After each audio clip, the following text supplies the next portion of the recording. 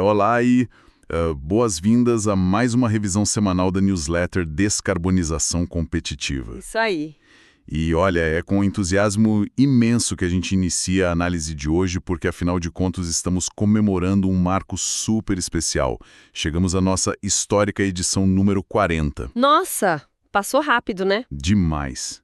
Para quem acompanha a gente desde o começo dessa jornada, tem sido fascinante mapear essas transformações brutais da nova economia. Com certeza. E a nossa missão neste mergulho profundo de hoje é justamente destrinchar as notícias que movimentaram os tabuleiros globais na semana de 22 a 28 de fevereiro de 2026. E tem muita coisa, viu? Muita coisa. Temos uma pilha enorme de fontes, notas de mercado, artigos, mas o grande fio condutor, o que vai guiar a nossa conversa, é um contraste gigantesco que está cada vez mais nítido, sabe?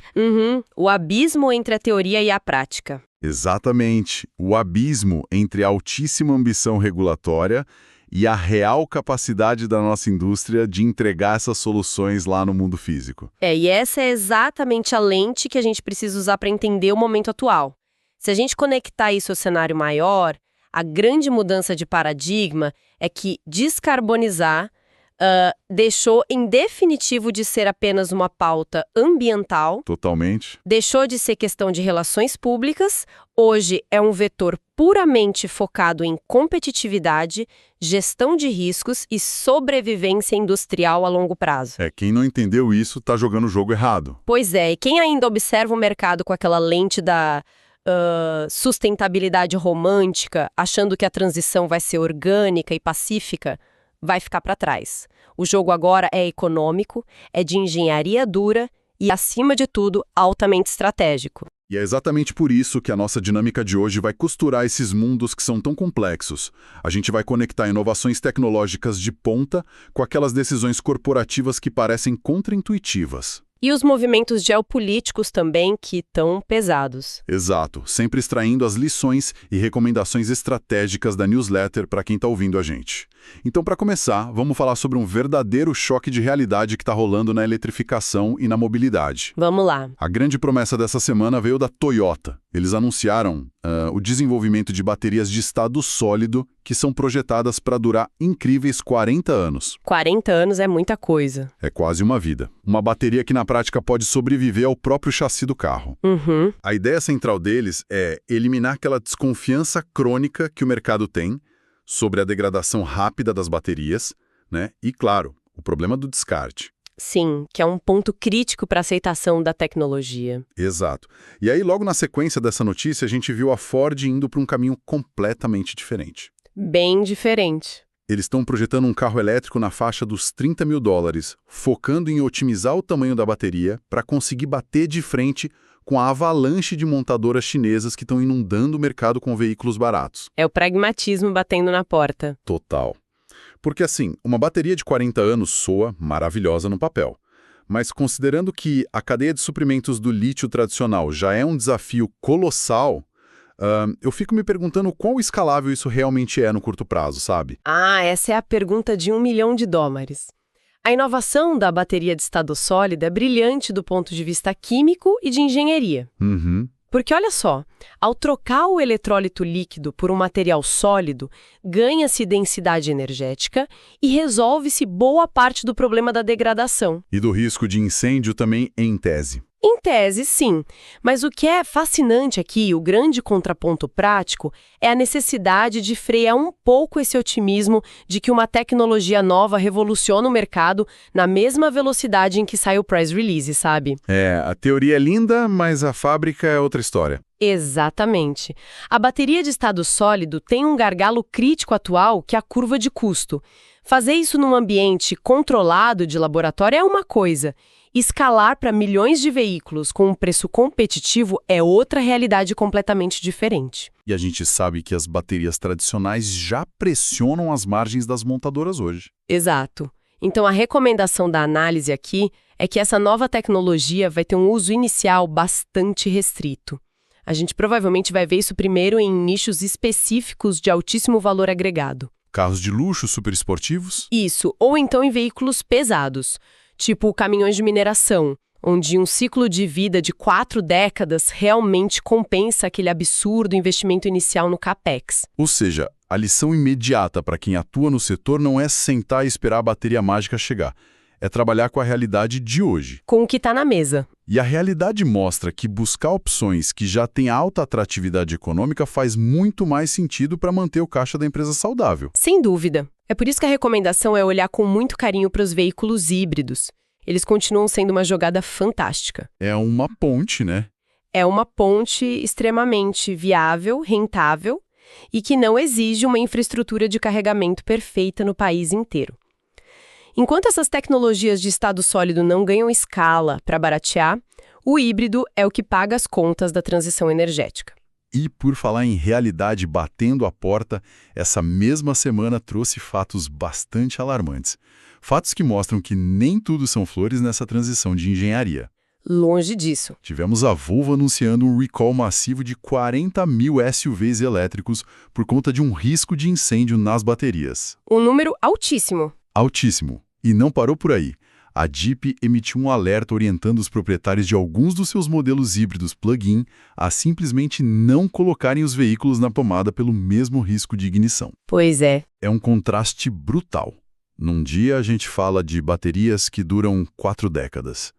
No outro, a engenharia básica de segurança falha e o carro nem pode ser carregado na garagem. Esse contraste expõe de forma muito crua a fragilidade do momento que a indústria vive.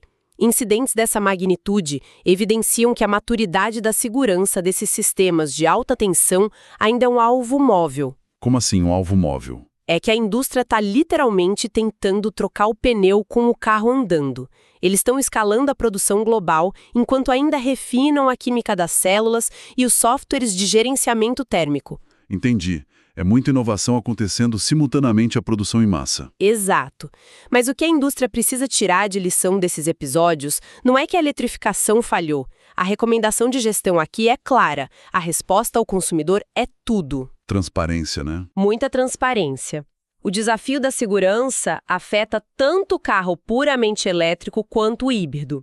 A forma como as montadoras gerenciam essa crise de imagem, a velocidade com que resolvem o problema mecânico, isso é o que vai ditar a confiança do mercado. Porque se o público perder a confiança na segurança dessa tecnologia agora, ferrou. Exatamente. Se perderem a confiança agora, nessa fase de busca por adoção em massa, o custo para recuperar essa reputação depois vai ser na casa dos bilhões. Bom ponto. E esse ato entre o que a tecnologia promete e o que ela consegue entregar com segurança agora nos leva a um paralelo muito interessante com a indústria da aviação. A aviação é um capítulo à parte. Mudando de ares e olhando para os céus, a gente entra num cenário onde o gargalo não é apenas tecnológico, é puramente regulatório. É a lei correndo mais rápido que a fábrica. Exato. O Combustível Sustentável de Aviação, o SAF, está caminhando a passos muito lentos. O que as nossas fontes mostram é que a caneta do legislador foi muito mais rápida que o torno do engenheiro. Uma analogia perfeita. As leis ao redor do mundo já estão exigindo misturas obrigatórias de combustível verde nos aviões, mas as biorrefinarias simplesmente não conseguem produzir o volume necessário para atender essa lei. A matéria-prima é complexa, a logística é difícil e a produção não acompanha de jeito nenhum a demanda legal. E aí o que acontece? O que acontece é um dos gargalos mais perigosos que a gente monitora na economia global hoje. Existe um risco comercial e operacional iminente de que, num futuro não tão distante, frotas inteiras sejam forçadas a ficar no chão. Nossa, aviões parados por falta de combustível verde. Exato. Não por falta de passageiro, mas por pura incapacidade de cumprir as cotas exigidas pelos governos. Isso seria um desastre para o setor aéreo. Um desastre total. E a recomendação estratégica para os conselhos administrativos, os boards das grandes companhias aéreas é parar de tratar o combustível verde como uma commodity normal. Aquela que você simplesmente compra no mercado no dia a dia. Isso. Não dá mais para fazer isso.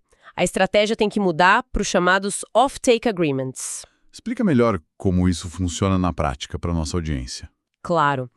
De forma prática, as companhias precisam travar contratos de compra de longuíssimo prazo. Elas têm que garantir que vão absorver toda a produção dessas biorrefinarias por 5, 10 anos. Dando uma garantia de demanda? Exatamente. E, em muitos casos, faz sentido a própria companhia aérea investir seu capital direto na construção da infraestrutura de refino. É a única maneira de dar segurança financeira para que essas fábricas sejam construídas. Própria companhia, certo? Sem dúvida. Esperar que o mercado de combustível de aviação se regule sozinho num cenário de escassez crônica é quase uma negligência fiduciária por parte dos executivos.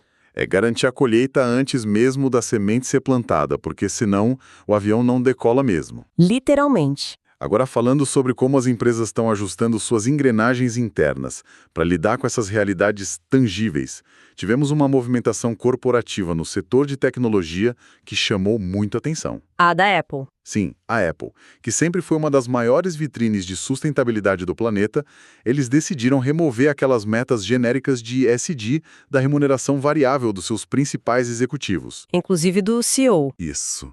Incluindo o pacote de bônus do Tim Cook.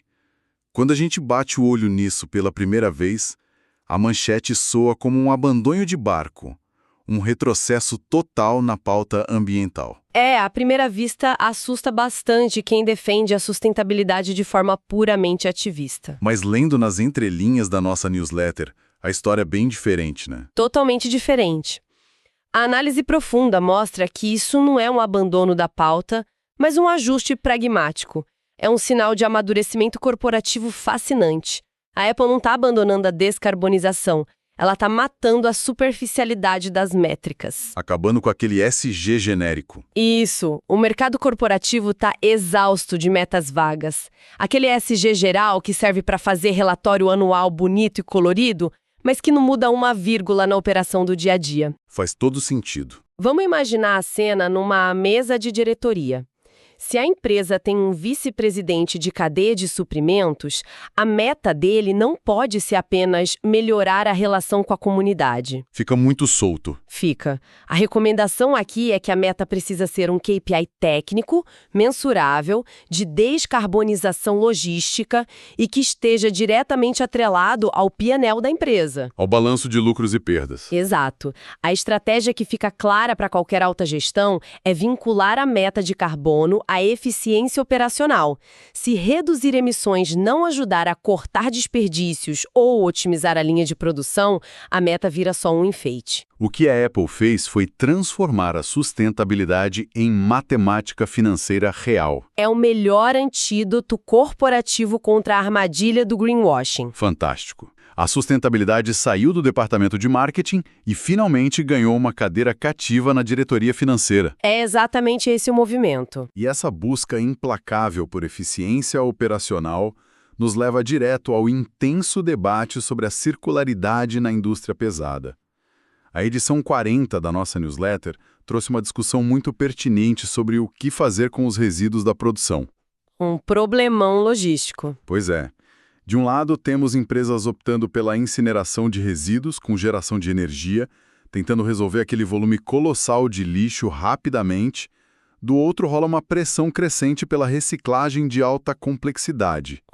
Eu fico pensando que queimar resíduo pode até desafogar o pátio da fábrica hoje, mas isso deve acender um alerta vermelho enorme para o futuro da marca, não acha? Acende um alerta gigantesco. O ponto cego para muitas indústrias que optam pela incineração como uma saída rápida é não calcular o risco reputacional que está embutido nessa fumaça. O mercado pune isso hoje em dia. Pune muito. A empresa até gera alguma energia e elimina o passivo físico ali no curto prazo, mas vai na contramão de toda a lógica da economia circular que o mercado e os investidores estão exigindo. E aí a recomendação é focar na reciclagem viável. Isso. Obviamente, a reciclagem pesada exige tecnologia e viabilidade econômica para não engessar o balanço da empresa. Mas focar na circularidade não é apenas uma atitude defensiva para evitar multas, é a criação de um novo vetor de valor. E a newsletter trouxe um caso prático nacional que ilustra isso perfeitamente. O caso do Grupo Sada. Exato. O Grupo Sada fez um investimento massivo num centro de reciclagem de veículos aqui no Brasil. O foco deles é a logística reversa de componentes automotivos. Desmontando carros em fim de vida. Isso, para recuperar metais valiosos e materiais críticos. Eles não estão simplesmente esmagando carros velhos para virar cubo de metal. Eles estão extraindo o valor real de onde antes o mercado só via sucata. E esse é um exemplo de manual sobre antecipação estratégica. O Grupo Sada não esperou o governo bater na porta com multas baseadas na Política Nacional de Resíduos Sólidos. Eles foram proativos. Muito proativos. Transformaram o que seria um custo de conformidade ambiental numa enorme vantagem competitiva.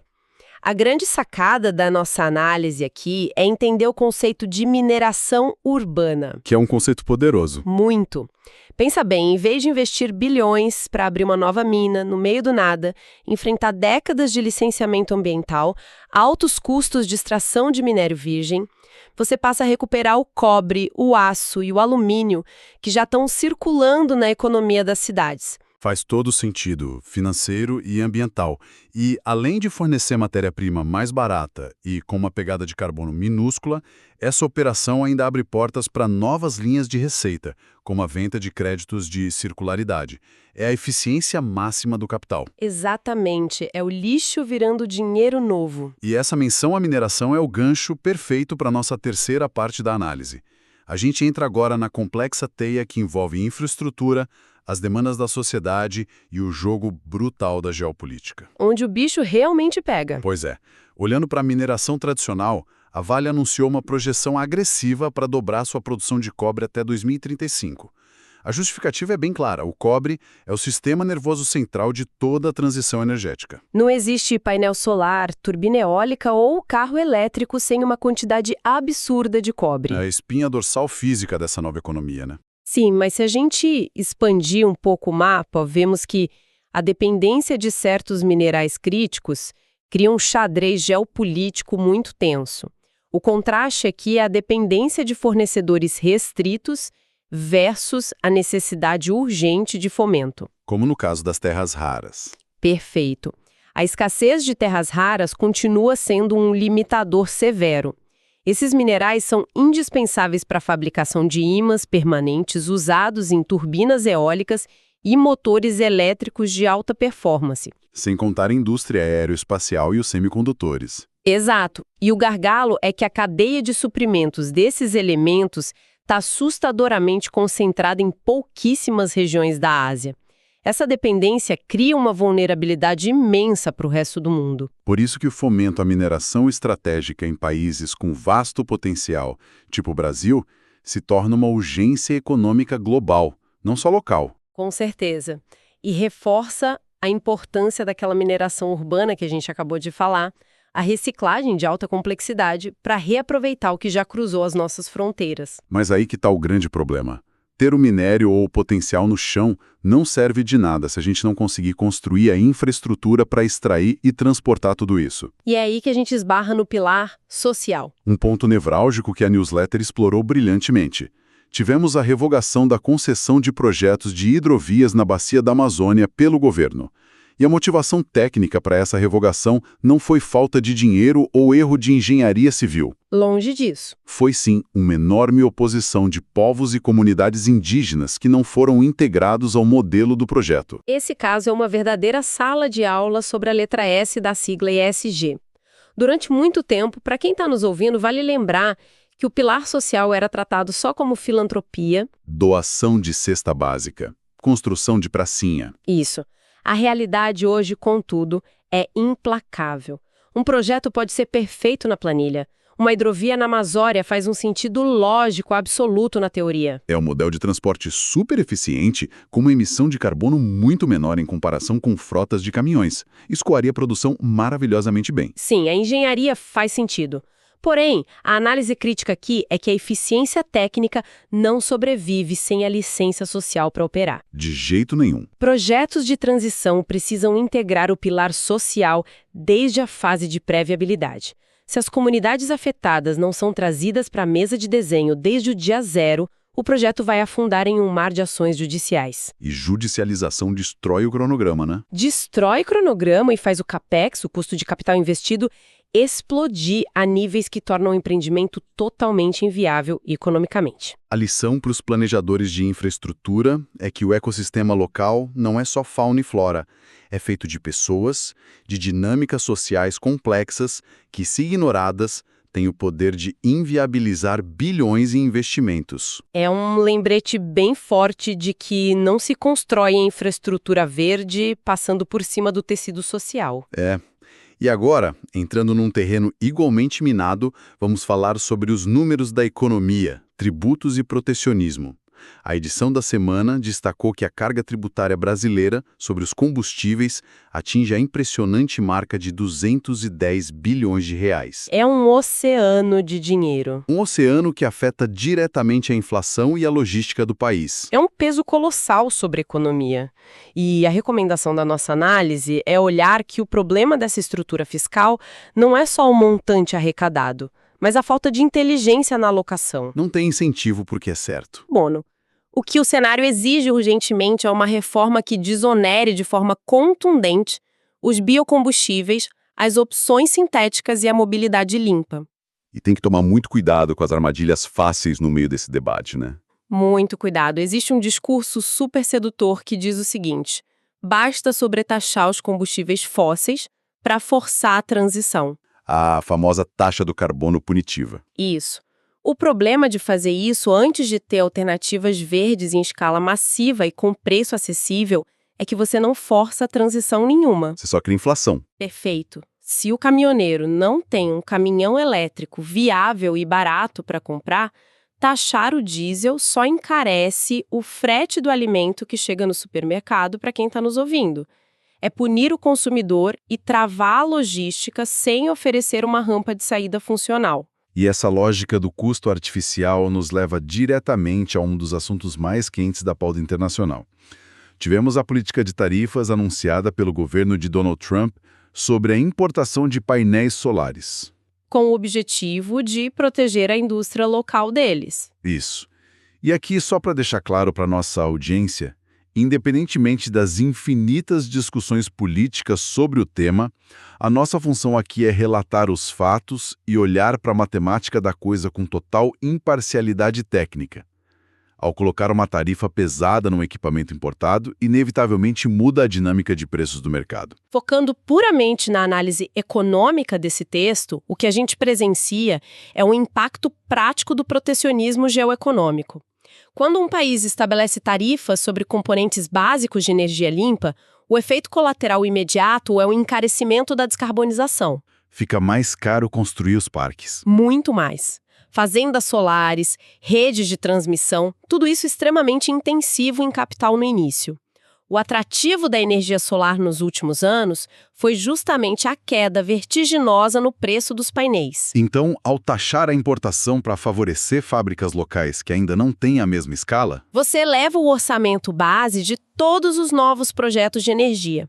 No fim das contas, o protecionismo geoeconômico encarece a descarbonização, postergando a promessa de que teríamos energia limpa e barata rápida. retarda o processo inteiro, né? Em termos puramente matemáticos, encarece o bilhete de entrada da transição. Mas, para fechar esse bloco focado em infraestrutura e economia com uma nota positiva para o nosso ecossistema local, a newsletter também trouxe excelentes notícias para o Brasil. A gente viu a entrada fortíssima de empresas chinesas se organizando para atuar nos leilões de sistemas de armazenamento de energia em baterias no Brasil, os chamados BESS. Uma infraestrutura essencial. Demais. E na mesma semana, o Senai anunciou que vai injetar cerca de 1 bilhão e 300 milhões de reais para projetos de inovação focados na indústria automotiva nacional, atrelados ao programa Mover. São duas injeções de ânimo estruturais muito bem-vindas. No caso do armazenamento de baterias, a nossa matriz elétrica cresce muito baseada em vento e sol. O problema é a intermitência, né? Não gera energia quando não venta ou quando anoitece. Exatamente. Os sistemas BSS são a solução para estocar essa energia e garantir a estabilidade da rede. A entrada de players asiáticos nesses leilões traz a escala que a gente precisa para baratear essa implementação. E sobre os recursos do Senai para o programa Mover? A recomendação aqui para os fornecedores locais é que eles tenham a obrigação de usar esse fomento para nacionalizar a cadeia de valor, treinar a mão de obra e reduzir a dependência tecnológica externa. Quanto menos dependentes formos, mais blindada estará a nossa indústria no futuro. Bom, chegamos ao momento de tentar envelopar essa jornada incrivelmente densa que a edição 40 da nossa newsletter proporcionou. Começamos vendo que a tecnologia promete maravilhas, como as baterias de 40 anos, mas a realidade exige segurança imediata, como vimos nos recalls.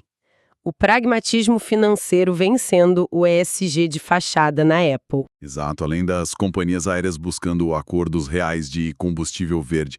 E claro, a lição de que planilhas eficientes não sobrevivem à falta de aprovação social, como nas hidrovias da Amazônia. É um terreno acidentado, mas cheio de oportunidades. O resumo perfeito.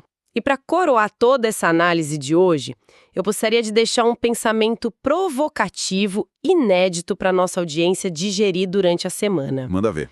Se a transição energética hoje é encarecida por protecionismo, disputas sociais e gargalos industriais, qual será o ponto de ruptura em que o custo de não agir ultrapassará o custo dessas imensas barreiras globais? Será que a tecnologia nos salvará a tempo? Ou a geopolítica será o verdadeiro juiz do clima? Fica o questionamento. Nossa, uma reflexão profunda, extremamente necessária para se levar para as reuniões de planejamento dos próximos dias. Foi uma jornada em tanto mapear tudo isso. Muito obrigado por acompanharem com a gente. Voltamos na próxima semana com mais uma análise imperdível da newsletter Descarbonização Competitiva. Até lá! Siga o nosso canal, curta, comente e compartilhe o vídeo para que ele possa chegar a mais pessoas.